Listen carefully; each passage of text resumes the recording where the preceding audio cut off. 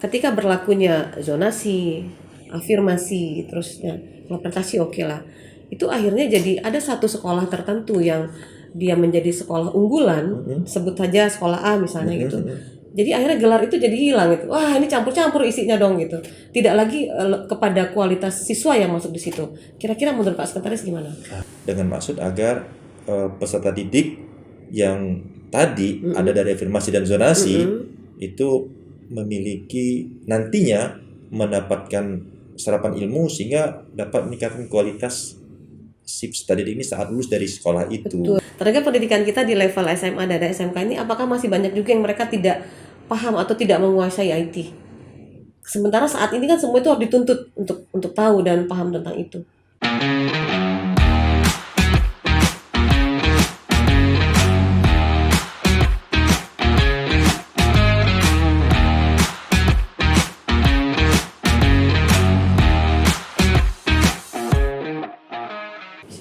Assalamualaikum warahmatullahi wabarakatuh. Tabipun pemirsa, kita berjumpa dalam Rilis Corner untuk episode kali ini, dan saya saat ini bersama dengan Sekretaris Dinas Pendidikan dan Kebudayaan Provinsi Lampung, Bapak Tommy Efra Handarta. Assalamualaikum Pak. Waalaikumsalam warahmatullahi wabarakatuh. Terima kasih Pak sudah kasih kesempatan untuk ngobrol-ngobrol hari ini di tengah kesibukan yang luar biasa ya.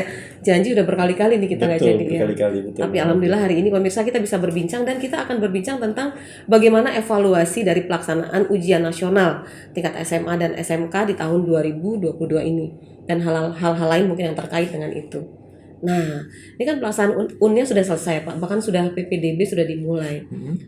Apa yang ingin Bapak sampaikan tentang hasil atau evaluasi dari pelaksanaan UN ini setelah 2 tahun ya anak-anak itu sekolahnya online? Seperti apa Pak?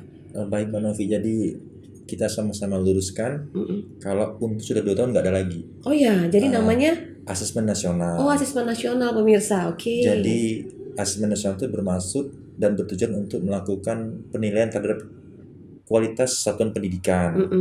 Jadi yang diukur nanti itu melalui murid-muridnya. Hanya saja nanti kan capaian yang ingin dicapai ada faktor-faktor yang ikut dihitung dengan penilaian terhadap siswa. Nanti teknik pelaksanaannya itu dilaksanakan seperti ujian nasional. Jadi siswa itu melaksanakan penilaian secara CAT pakai komputer gitu.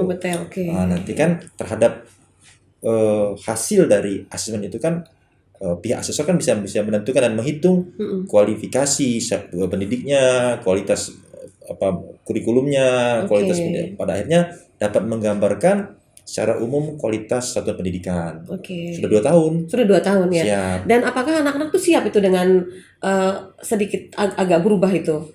Pada prinsipnya kan itu tidak semuanya. Jadi untuk setiap satuan pendidikan itu ada keterwakilan. Jadi lebih kurang satu sekolah itu 50 siswa yang melakukan asesmennya. Oh gitu. Tidak semuanya. Tidak semuanya. Jadinya. Dan itu menentukan sistem. Nanti dipilih secara acak siswa yang 50 itu untuk ikut di dalam asesmen nasional. Boleh tahu hasilnya nggak sejauh ini Pak?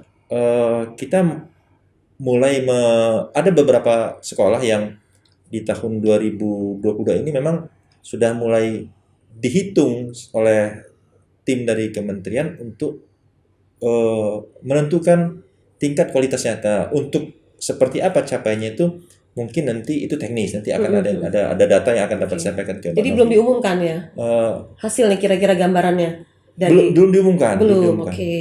Tapi gambarannya kira-kira untuk Lampung sendiri gimana Pak? Capaiannya kalau untuk di ibu kota di Bandar Lampung sendiri itu bagus ya. Bagus. Artinya mereka bisa menerima itu ya, bisa menerima sedikit perubahan sistem itu tadi ya. Kalau untuk sekolah mungkin tidak masalah. Jadi justru yang ingin dicapai dengan asesmen ini kan adalah menilai kualitas capaian satuan pendidikan melalui keterserapan hasil pendidikan kepada siswa gitu. Jadi sebenarnya ini malah bagus gitu. Jadi kita bisa tahu nih sejauh mana mereka jadi kita bisa melihat kalau selama ini kan dinilai kan adalah kualitas siswanya. Mutu lulusannya. Nah, sekarang kita bisa menilai peran satuan pendidikan bagi pembelajaran bagi tingkat pendidikan se Indonesia. Jadi kita bisa melihat sekolah itu seperti apa, kualitas yang telah dicapai gitu. Terus kita bisa lihat juga kualitas siswanya nih, mereka sejauh mana nih bisa menyerap gitu pendidikan yang diberikan. Karena kan dalam asesmen kan dihitung kan selain dari siswa, pendidik, tentunya pada akhirnya muaranya ke kualitas sekolah itu kan akan dilihat keterserapan transform of knowledge ke siswa gitu. Jadi dinilai seperti itu. Ya mudah-mudahan sih kita berharap Lampung bagus lah hasilnya. Insya Allah. Terus kita pindah ke PPDB nih Pak Sekretaris. PPDB kan sudah kita mulai dari beberapa hari lalu ya, tanggal 30 ya kalau salah ya. 30 Juni ya.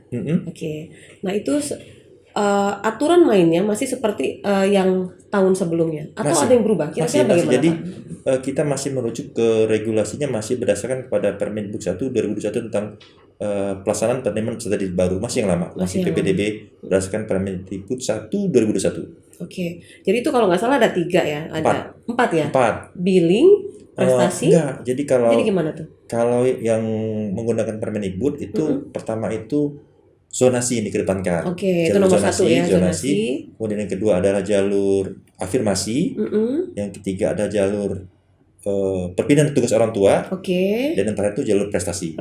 Oh gitu. Bisa dijelasin satu-satu nggak kira-kira biar pemirsa lebih paham lagi? Kalau zonasi itu penerimaan peserta didik baru didasarkan pada jarak tempat tinggal peserta didik dengan satuan pendidikan. Nah, jadi kita nanti seandainya kalau menurut Juknis itu untuk zonase persentase kita adalah 50% dari total kuota satuan pendidikan dimasuk. Gitu. Jadi kalau kuotanya 150-nya untuk zonasi. Jalur zonasi. Dari 50 itu nanti pendaftar melalui daring ya, melalui online akan melakukan pendaftaran, kemudian diurut dari yang terdekat satuannya meter sehingga yang terjauh. Kalau tadi Mbak Novi bilang sana 100 yang zonasi 50, maka 0 sampai 50 itu diurut dengan sistem. Sistemnya sudah bekerja sendiri itu. Sistem bekerja sendiri otomatis. Jadi sebenarnya tidak boleh ada komplain lah kalau sudah seperti itu. Walaupun dia merasa 1 kilo dari sekolah ternyata ada yang lebih dekat lagi gitu ya. Kan makanya kita coba bangun trust masyarakat tuh lewat sistem bahwa sistem itu betul-betul bekerja dengan sendirinya, bebas dari intervensi. Gitu. Setelah zonasi tadi ada? Kemudian yang kedua adalah afirmasi. Jadi itu dibentukkan bagi siswa yang kurang mampu dengan mengupload data-data yang mendukung syarat-syarat tertentu ya. Syarat tertentu. Jadi kayak ada kartu Indonesia Pintar atau kartu-kartu lainnya sehingga dapat mendukung bahwa siswa tersebut masuk kategori siswa yang kurang mampu atau siswa miskin. Nah, itu kuotanya 30%. Tinggal 20% lagi dong? Ya. 20%-nya itu? Yang 5% untuk perpindahan orang tua. Yang 5% perpindahan orang tua. 5% itu kita gunakan jalur bagi siswa yang kebetulan orang tuanya bertugas pindah, gitu. Jadi pindah sehingga itu dialokasikan 5% dan 15%. Terbalik saya. Afirmasi 15%. Afirmasi yang 15%. Prestasi yang 30%. Gitu ya. Prestasi yang 30%. Prestasi 30%. Betul. Nah, sepertinya gini, untuk prestasi sendiri kadang-kadang suka rancu juga di tengah masyarakat ini, Pak. Kadang-kadang mereka tuh ada prestasi yang sebenarnya layak untuk diapresiasi sehingga mereka bisa terima di sekolah itu, tapi bahkan ditolak. Nah, bisa nggak kira-kira Bapak sampaikan kepada masyarakat prestasi seperti apa nih yang dimaksud ini? Kalau olahraga dia olahraga yang seperti apa? Kalau seni dia seni yang seperti apa? Gitu kira-kira Pak. Baik, jadi gini, itu kan untuk jalur prestasi kita ada 2, ada prestasi akademik dan non akademik. Kalau yang akademik itu menggunakan acuannya adalah nilai rapor. Mulai dari semester pertama 1 sampai semester 5 di SMP-nya. Jadi dan juga ada tambahan, kita mencoba untuk memberikan kualitas. Kita tentukan dulu, kita minta mereka masuk 10 besar di SMP. Gitu. Jadi meskipun nilai rapornya besar, tapi apabila sekolah menengah pertama tempat dia bersekolah tidak mengeluarkan rank dalam situ, jadi dia nggak bisa. Harus dilengkapi dengan bukti-bukti lain berarti ya. Bahwa dia harus masuk 10 besar di SMP-nya, baru dia bisa mendaftar ke jalur prestasi akademik. Untuk non akademik itu kita sudah mengeluarkan Juknis, ada rank, jadi dari juara internasional, nasional, provinsi, kabupaten dan kota. Jadi kita berharap masyarakat tahu bahwa untuk setiap juara juara pun dibagi 2 tuh Mbak Novi. Ada perorangan dan per kelompok. Nah, yang kelompok gimana nih? Contoh lomba kejuaraan karate, tim karate gitu kan ya, berarti kan dia Beregu gitu beregu, dia. karate beregu, kemudian lomba kejuaraan sepak bola itu kan dia beregu gitu, jadi nggak bisa sendiri, itu penilaiannya ada tersendiri dibandingkan dengan yang perorangan. Oh gitu ya. Jadi kalau untuk yang beregu itu nilainya lebih kecil sedikit daripada yang perorangan. Karena capaiannya kan pribadi, ya. bukan tim. Oke. Tapi ini sejauh ini aplikasinya gimana tuh di masing-masing satuan pendidikan? Sudah bisa menerapkan itu kah? Sudah. Jadi Sudah ya. kebanyakan masyarakat tuh menanyakan tentang bukti pendukung. Jadi kita ingin Mbak Novi, satuan-satuan pendidikan ingin siswanya yang memang masuk ke sekolah yang diinginkan itu memang betul-betul memenuhi kualifikasi dan kompetensi. Bukankah kita sama-sama tahu bahwa PPDB online ini kan disaksikan oleh masyarakat umum. Betul. Semua orang melakukan penilaian, semua orang tahu gitu kan. Terbuka sekali. Terbuka. Jadi kita tidak ingin ada siswa yang tanpa dilengkapi bukti pendukung bisa masuk. Iya. Justru hal itu kan merugikan dia sendiri nanti. Betul. Nah, kita ingin siswa yang daftar itu melengkapi bukti pendukung sehingga pada saat nanti terjadi pemeringkatan, memang sudah sewajarnya dia mendapatkan peringkat di situ dengan nilai seperti itu karena memang capaiannya dibuktikan oleh daftar pendukung. Oke. Nah sejauh ini nih udah nggak ada masalah sampai hari ini kita masih penjaringan PPDB kan? Hari ini masih masa sanggah. Masih sanggah. Kita buka masa sanggah sampai besok tanggal 8 Juli kan pengumuman. Oke. Tetapi setelah pengumuman itu kan akan lanjutkan dengan pendaftaran. Nah, kita akan lihat sampai dengan pengumuman nanti seperti apa informasi yang tersampaikan ke masyarakat dan apa yang dapat masyarakat sampaikan ke kami kaitan dengan sebelum pengumuman tanggal 8 Juli nanti. Oke, satu hal yang cukup sering dikomplain sama masyarakat ketika berlakunya zonasi, afirmasi, terusnya prestasi oke lah. Itu akhirnya jadi ada satu sekolah tertentu yang dia menjadi sekolah unggulan, sebut saja sekolah A misalnya gitu. Jadi akhirnya gelar itu jadi hilang gitu. Wah, ini campur-campur isinya dong gitu. Tidak lagi kepada kualitas siswa yang masuk di situ. Kira-kira menurut Pak Sekretaris gimana? Kita kan tujuan dari Permendikbud 121 kan adanya pemerataan kualitas. Oke. Jadi dibukanya jalur afirmasi. Maksudnya seperti itu kan Mbak Novi kan? Dan zonasi. Jadi tetap saja agar peserta didik yang berdomisili di sekitar satuan pendidikan tersebut tuh dapat bersekolah di tempat yang diinginkan. Diakomodir di sekolah dekat dia. Ya, gitu ya. Tetapi tetap ada jalur prestasi Mbak Novi. Sehingga si peserta didik meskipun dia bukan berdomisili di sekitar lingkungan SMA X, seandainya dia harusnya dia di SMA Y, bisa daftar di SMA X. Oke. Jadi tapi presentasinya sedikit sih, hanya 30% ya tadi ya. Hampir mendekati zonasi kan.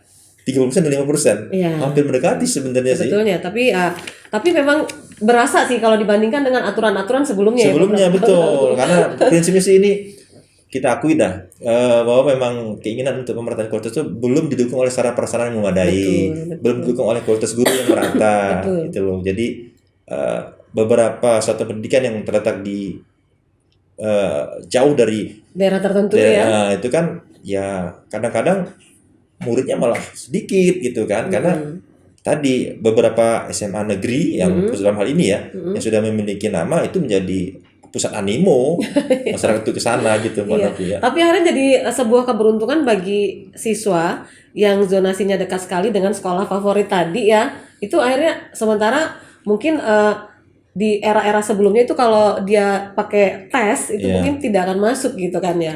Betul. Itu gimana itu kita menyeimbangkan ini nih. Nggak bisa dong ya kita atur-atur soalnya kan kita nggak pernah tahu kalau berdasarkan zonasi itu kan. Betul. Jadi kita setiap tahun kita sama-sama tahu ada namanya kenaikan sekolah kan. Jadi melalui pendaftaran peserta didik baru. Jadi dari SMP ke SMA atau dari SD ke SMP setiap tahun pasti ada itu kan. Nah, untuk tahun ini kita masih mengacu kepada Permendikbud 121 yang masih melaksanakan penerimaan dengan 4 jalur tadi. Dengan jalur tadi. Mbak Novi. Jadi ya kita tetap merujuk kepada hal itu. Terus gini mungkin dari Dinas Pendidikan sendiri untuk mengantisipasi jangan sampai sekolah yang menjadi sekolah favorit yang tadinya menjadi animo paling tinggi dari calon siswa karena adanya ini tadi menurut saya tidak bisa dipungkiri itu akan berpengaruh loh dari hasil output siswanya nanti gitu. Nah, itu apakah ada hal lain yang dilakukan, misal meningkatkan kualitas gurunya atau bagaimana kira-kira? Bagaimana? Jadi ketika tadi jalur 4 jalur tadi itu jadi sedikit merubah ya, satu sekolah yang tadinya dia sekolah berprestasi sekali, jadi akan berubah kan dia? Nah, itu jadi presentasi jadi berkurang.